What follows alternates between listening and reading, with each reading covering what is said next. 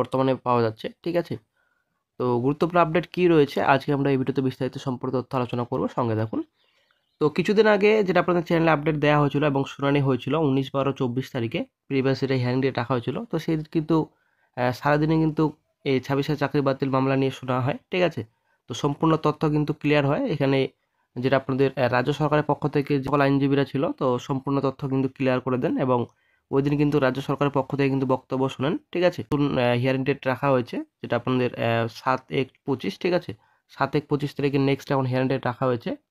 তো next hearing ডেটে 7/1/25 তারিখে কিন্তু বিরোধী পক্ষের কিন্তু বক্তব্য শুনবেন। ঠিক আছে? বর্তমানে যেটা আপনাদের 7/1/25 তারিখে নেক্সট হিয়ারিং ডেট রাখা হয়েছে, সম্পূর্ণ তো ওই দিনে ক্লিয়ার হবে। ঠিক আছে? তো চলে আসছি নেক্সটে। তো সাদা খাতা ও ফাঁকা ওএমআর সিট জমা দিয়ে চাকরি হয়নি, তবে কেন শাস্তির মুখে পড়তে হচ্ছে শিক্ষকদের। তো চলে আসছে নেক্সটে। তো এসএলএসটি 16 চাকরিরত 9-10 এবং 11-12 যোগ্য শিক্ষক শিক্ষিকারা এখন তাদের যোগ্য অধিকার আদায় করার জন্য খোলা আকাশের নিচে দিন কাটাচ্ছেন। প্রবল শীতকে উপেক্ষা করে আজ শিক্ষকদের রাজপথে অবস্থান করতে হচ্ছে। তো ধর্নায় বসছেন, আপনারা অবশ্যই দেখতে পাচ্ছেন কিছু ছবি এখানে দেওয়া রয়েছে।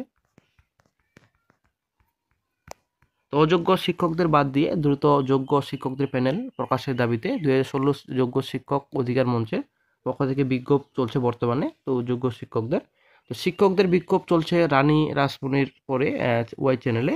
তো আন্দোলনকারী শিক্ষকদের দাবি যোগ্যরাই আজ বিপন্ন, তাই যোগ্য এবং অযোগ্য আলাদা তালিকা বের করতে হবে।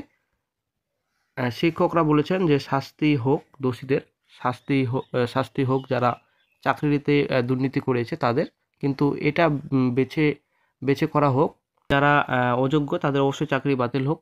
কিন্তু কেন যোগ্য শিক্ষকদের ভুগতে হবে?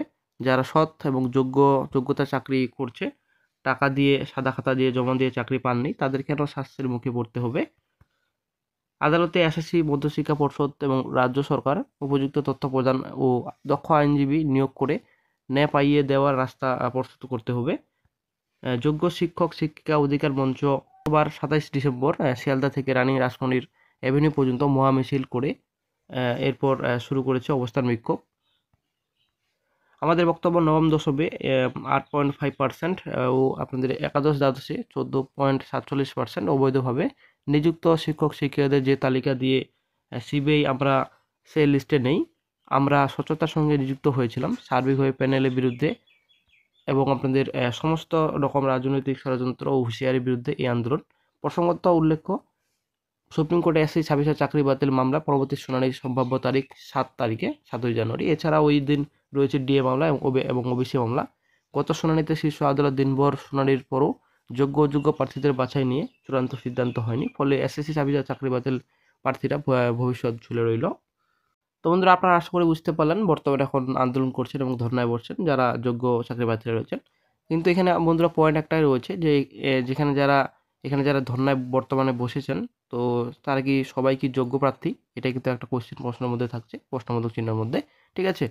তো এখানে হয়তো তো অযোগ্য প্রার্থীরাও থাকতে পারে, বা আন্দোলনকারীর যেটা বর্তমান আন্দোলন করছে ধর্নায় বসছেন।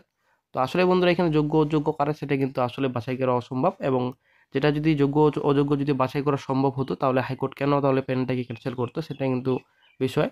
তো এখানে একটা নতুন মোড়, নতুন একটা আপডেট উঠে আসছে যে কোর্টে যেটা রায় ছিল যে প্যানেল টোটালি বাতিল, তো সেই রায়কে চ্যালেঞ্জ করা হয়েছে। চ্যালেঞ্জ করে সুপ্রিম কোর্টে যেটা গিয়েছিল, তো সেটাকে আবার রায়কে চ্যালেঞ্জ করে নতুন কিন্তু 100টি অ্যাপ্লিকেশন মানে আবেদনপত্র কিন্তু জমা পড়েছে সুপ্রিম কোর্টে, যেন যোগ্য এবং অযোগ্য প্রার্থী যেন বাছাই করা যায়। ঠিক আছে? সেই রিলেশন যেন করা হয়। তো সেটাই কিন্তু এখন জমা পড়েছে। এর মতো অ্যাপ্লিকেশন বর্তমানে আবারও জমা পড়লো হাইকোর্টের রায়ের বিরুদ্ধে। ঠিক আছে? তো যেটা আপনাদের আবেদনপত্র যেটা লেখা হয়েছে যে যোগ্য এবং অযোগ্য প্রার্থী যেন বাছাই করা হয়, যেন সেপারেট যেন দ্রুত করা হয়, এবং যেটা মামলার রায় যেন দ্রুত করা হয়, এবং যারা যোগ্য প্রার্থী রয়েছেন যেন চাকরি যেন তাদের বহাল থাকে, এবং যারা অযোগ্য প্রার্থী রয়েছে তাদের জন্য ব্যস্ত করে, সেটাই কিন্তু আবেদনপত্রে কিন্তু লেখা হয়েছে। টোটাল 100টি অ্যাপ্লিকেশন বর্তমানে এখন জমা পড়লো, যেটা আপনাদের হাইকোর্টের রায়ের বিরুদ্ধে। ঠিক আছে? তো বন্ধুরা, এটা কিন্তু আসলেই একটা ব্যাপার যে যোগ্য অযোগ্য প্রার্থী বাছাই কিভাবে করবে সেটাই কিন্তু অসম্ভব হয়ে দাঁড়াচ্ছে।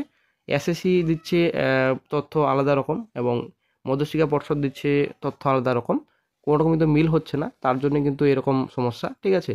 এবং এই বিষয়ে কিন্তু আমাদের আইনজীবী বিকাশ রঞ্জন স্যার কিন্তু অনেক কিছু কথা বলেছেন।